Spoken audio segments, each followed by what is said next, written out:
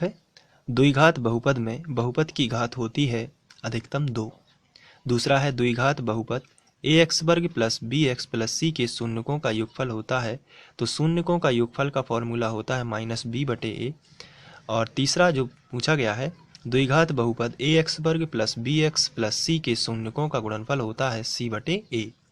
इसके बाद चौथा जो वस्तुनिष्ठ दिया गया है एक द्विघात बहुपद जिसके शून्यक -3 एवं 4 हैं, तो द्विघात बहुपद क्या होगा। तो शून्यक दिए गए हैं और ये इसका आंसर है, लेकिन ये कैसे आया इस पर चर्चा कर लेते हैं। तो जब भी आपको शून्यक दिए होते हैं तो वो x के बराबर होते हैं। जैसे x बराबर -3 दिया गया है और x बराबर 4 दिया गया है। ये हमें दो शून्यक दिए गए हैं, दोनों का पक्षांतर कर लेते हैं। -3 इस तरफ आ जाएगा तो +3 और ये +4 इस तरफ आएगा तो -4।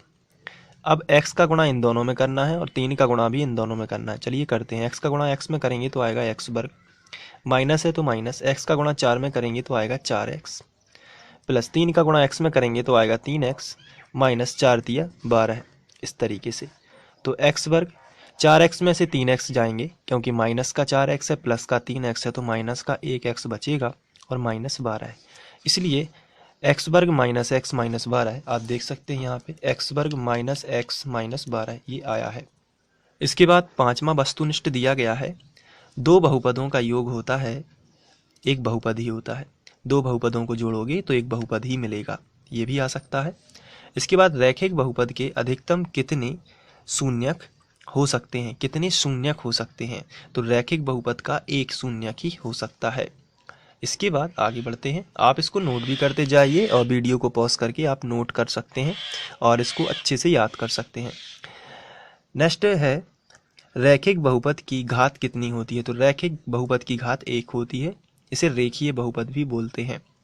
नेक्स्ट है वह समीकरण निकाय क्या कहलाता है जिसका कोई भी हल ना हो। तो जिसका कोई भी हल नहीं होता है उसे हम असंगत कहते हैं, ये आपको याद रखना है। जिसका कोई भी हल ना हो तो असंगत। इसके क्वेश्चन हम लोगों ने किए हुए हैं तो आपको तो समझ में आ ही गया होगा। यदि नहीं भी आया है तो आप क्वेश्चन को करेंगे, जब वहाँ पर पढ़ेंगे तो आपको आ जाएगा।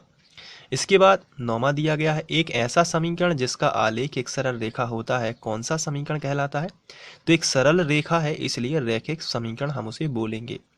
चलिए इसके बाद आगे बढ़ते हैं।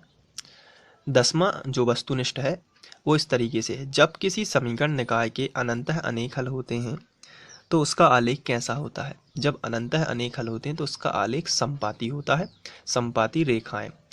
चलिए इसके बाद 11वां किसी समीकरण निकाय का अद्वितीय हल है तो उसका आलेख कैसा होगा। तो अद्वितीय हल है तो उसका आलेख होता है प्रतिच्छेदी रेखाएं। नेक्स्ट है किसी वर्ग समीकरण में अधिकतम कितने मूल होते हैं। किसी भी वर्ग समीकरण में अधिकतम कितने मूल होते हैं, 2। नेक्स्ट वर्ग समीकरण में ax वर्ग प्लस bx प्लस c बराबर 0 का विविक्तकर d का सूत्र क्या होता है या d क्या होता है। तो विविक्तकर का सूत्र हम लोगों ने इसके क्वेश्चन सभी के क्वेश्चन किए हुए हैं तो ये आपको समझ में आ रहा होगा। विविक्तकर d का फॉर्मूला होता है b वर्ग माइनस 4ac। इसके बाद 14वें नंबर का वस्तुनिष्ठ दिया गया है वर्ग समीकरण को हल करने के सूत्र के प्रणेता कौन थे। ये तो बहुत ही इंपॉर्टेंट है, वर्ग समीकरण को हल करने के सूत्र के प्रणेता श्रीधराचार्य जी। इसके बाद 15वां जो वस्तुनिष्ठ प्रश्न है वर्ग समीकरण में चर की अधिकतम घात कितनी होती है। तो वर्ग समीकरण वर्ग मतलब 2 होता है तो अधिकतम घात 2 होती है। इसके बाद 16वां जो विकल्प दिया गया है यदि किसी वर्ग समीकरण का विविक्तकर 0 हो तो उसके मूल कैसे होंगे। तो अगर विविक्तकर d बराबर 0 आ जाता है तो हम लोग लिखते थे समान एवं वास्तविक, तो इस तरीके से हम लिखेंगे। इसके बाद 17वां विकल्प है वह अनुक्रम जिसका प्रत्येक पद अपने पूर्ववर्ती पद से निश्चित अंतर पर होता है उसे क्या कहते हैं, समांतर श्रेणी। ये भी बहुत ही ज़्यादा इम्पोर्टेंट है तो इसको भी आप खास ध्यान रखेंगे। आप या चाहे तो आप स्क्रीनशॉट भी ले सकते हैं या वीडियो को पॉज करके नोट भी कर सकते हैं। मैंने यहाँ पे नोट किए हुए हैं तो आप भी अगर नोट कर लेंगे तो आपके पास ये निश्चित एक कॉपी में लिखा हुआ होगा तो पेपर में जाने से पहले आप इसको रिवीजन कर सकते हैं। क्योंकि अभी आपको जब पेपर में जाओगे एग्ज़ाम में बैठोगे तो उसके पहले थोड़ा सा आप रिवाइज करके जाओगे तो ज़्यादा बेटर रहेगा। 18वां वस्तुनिष्ठ देख लेते हैं। समांतर श्रेणी के किसी पद का उसके पूर्ववर्ती पद में अंतर क्या कहलाता है। उसके पूर्ववर्ती पद में अंतर क्या कहलाता है तो उसे हम सार्वअंतर बोलते हैं। आगे बढ़ते हैं। यदि किसी श्रेणी में पदों की संख्या सीमित ना हो तो उसे क्या कहते हैं? तो सीमित ना हो उसे अनंत श्रेणी बोलते हैं। इसके बाद 20वां देख लेते हैं। यदि किसी समांतर श्रेणी का प्रथम पद a तथा सार्व अंतर d हो तो उसका nवां पद क्या होगा? तो ये एक फॉर्मूला है, तो ये भी इसलिए इम्पोर्टेंट हो जाता है क्योंकि फॉर्मूला इस तरीके से भी पूछा जा सकता है एग्जाम में। इसके बाद 21वां क्वेश्चन है, किसी बिंदु की बाई अक्ष से दूरी क्या कहलाती है? तो इसे हम x निर्देशांक या भुज भी बोल सकते हैं। नेक्स्ट ले लेते हैं 22वां, किसी बिंदु की x अक्ष से दूरी क्या कहलाती है? बाई निर्देशांक या कोटि? तो यहाँ पे देखिए x बाई अक्ष से दूरी भुज होता है या x निर्देशांक, और x अक्ष से बाई निर्देशांक या कोटि भी बोलते हैं इसको। इसके बाद 23वां विकल्प ले लेते हैं, तीन संरेखीय बिंदु से बने त्रिभुज का क्षेत्रफल क्या होता है? तो संरेखीय के लिए अभी हम लोगों ने इसके जस्ट पहले क्वेश्चन भी किया हुआ है इसका, तो वहाँ पे शून्य होता है क्षेत्रफल। तो क्षेत्रफल शून्य होगा क्योंकि संरेखीय है, एक ही रेखा पर होंगे तो त्रिभुज तो बनेगा नहीं, क्योंकि त्रिभुज तो अलग अलग बनता है, इसलिए वो क्षेत्रफल शून्य हो जाएगा। नेक्स्ट देख लेते हैं, बिंदु x1/1 एवं x2/2 के मध्य बिंदु के निर्देशांक क्या होते हैं? तो मध्य बिंदु के निर्देशांक का फॉर्मूला ये होता है, हम लोग अध्याय 7 में से कर चुके हैं, आप देख सकते हैं। तो x1 + x2/2 y1 + y2/2 ये मध्य बिंदु का फॉर्मूला होता है। इसके बाद 25वां देख लेते हैं, मूल बिंदु से एक्स वाई की दूरी क्या होती है?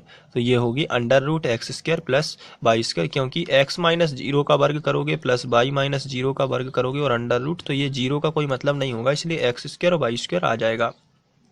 इसके बाद 26वां वस्तुनिष्ठ देखेंगे, सभी वर्ग होते हैं समरूप। इन तीनों में से एक ना एक तो जरूर आने वाला है, तो आप इसको जरूर अच्छे से कर लीजिए क्योंकि ये यहाँ पे इम्पोर्टेंट हो जाते हैं। सभी वर्ग होते हैं समरूप, सभी वृत्त होते हैं समरूप, और सभी खालिस्तान त्रिभुज समरूप होते हैं। तो समबाहु त्रिभुज की यदि बात करें तो वो सभी क्या से हो जाते हैं? समरूप। और 29वां उन्होंने कहा है सर्वांग सम त्रिभुज खालिस्तान होते हैं, तो ये होते हैं समरूप। तो सर्वांग सम त्रिभुज खालिस्तान होते हैं तो समरूप होते हैं। नेक्स्ट देख लेते हैं, समकोण त्रिभुज में सबसे बड़ी भुजा क्या होती है? तो ये कर्ण होती है। 31वां देख लेते हैं, किसी वृत्त में कितनी स्पर्श रेखाएं खींची जा सकती हैं? तो ये अनंत, और बाहर उपस्थित किसी बिंदु से 2, ये आपको ध्यान रखना है। यदि वृत्त के बाहर कोई बिंदु है तो वहां से 2 खींची जा सकती हैं, और नहीं तो वृत्त के अकेले वृत्त में अनंत खींची जा सकती हैं। नेक्स्ट है 32वां, स्पर्श बिंदु से आने वाली त्रिज्या स्पर्श रेखा पर लंब होती है। ये तो सिंपल सी बात है, तो आप इसको भी याद कर सकते हैं। नेक्स्ट है 33वां, वृत्त को 2 बिंदुओं पर प्रतिच्छेद करने वाली रेखा को क्या कहते हैं? तो यदि कोई वृत्त है तो इसको 2 बिंदुओं पर प्रतिच्छेद करेगी तो ये छेदक रेखा कहलाती है। नेक्स्ट देख लेते हैं, एक वृत्त के व्यास और परिधि में क्या संबंध है? तो परिधि बराबर होता है पाई × d। तो ये व्यास और पाई का गुणा करोगे तो परिधि मिलेगी। नेक्स्ट देख लेते हैं, वृत्त का चाप, वृत्त की त्रिज्या और चाप द्वारा केंद्र पर बने कोण में क्या संबंध है? तो चाप बराबर कोण गुणित त्रिज्या, या यहाँ पर कोण बराबर चाप गुणा वाली संख्या बटे में, तो चाप बटे त्रिज्या कैसे भी पूछा जा सकता है। इसके बाद 36वां विकल्प देख लेते हैं, वृत्त के अनुदेश एक बार में चलने में तय की गई दूरी वृत्त उस वृत्त की परिधि कहलाती है। 37वां देख लेते हैं, वृत्तीय क्षेत्रफल का वह भाग जो जीवा और संगत चाप से परिबद्ध हो उस वृत्त का वृत्तखंड कहलाता है। वृत्तखंड, आप इसका वीडियो पॉज करके इसे नोट भी कर सकते हैं। नेक्स्ट है, एक ठोस को दूसरे ठोस में परिवर्तित करने पर नए ठोस का आयतन अपरिवर्तित रहेगा। नेक्स्ट है, शंकु छिन्नक के दोनों सिरे कैसे होते हैं? तो ये होते हैं वृत्ताकार। अगर हम यहाँ पर इनको डिटेल में समझेंगे तो थोड़ा टाइम ज़्यादा लगेगा, लेकिन मैं यहाँ पर केवल विकल्प बता रहा हूँ, इसलिए आप केवल इनको नोट करिए और याद करिए। जब हम लोग क्वेश्चन आंसर वहाँ पे हल करते हैं तो आप इसको बड़े ही आसानी से समझ सकते हैं, क्योंकि समझने का एक अलग पैटर्न होता है और विकल्प एक अलग बात होती है।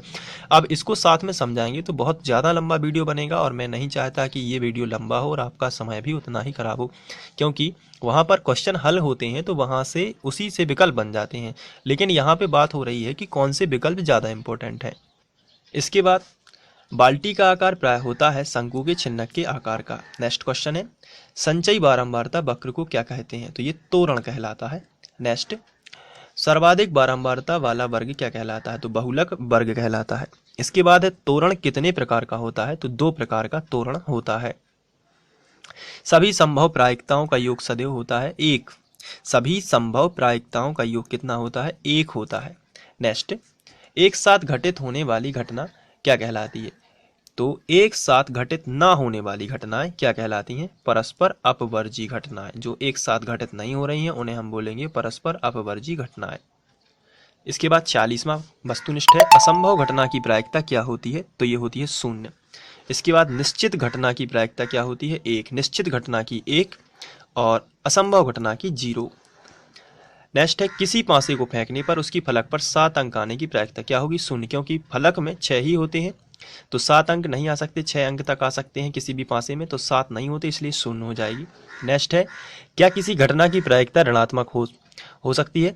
तो नहीं, किसी भी घटना की प्रायिकता ऋणात्मक नहीं हो सकती, ये हमेशा धनात्मक होती है। नेक्स्ट है, यादृच्छिक प्रयोग में सभी संभव परिणामों का समुच्चय क्या कहलाता है? ये बहुत ही इंपॉर्टेंट है। तो ये सभी संभव परिणामों का समुच्चय प्रतिदर्श समष्टि कहलाता है। तो इस तरीके से ये 50 महत्वपूर्ण विकल्प हो जाते हैं। आशा करता हूँ कि आप लोगों ने ये नोट कर लिए होंगे या इनको ध्यान से देख लिया होगा, और बस आपकी बारी अब इन्हें याद करने की है। तो आप इन्हें याद कर लीजिए, नोट कर लीजिए, अपनी कॉपी में लिख लीजिए, और एग्ज़ाम के पहले जब आप जाने लगें तो इनको बहुत अच्छे से रिवाइज कर लीजिए।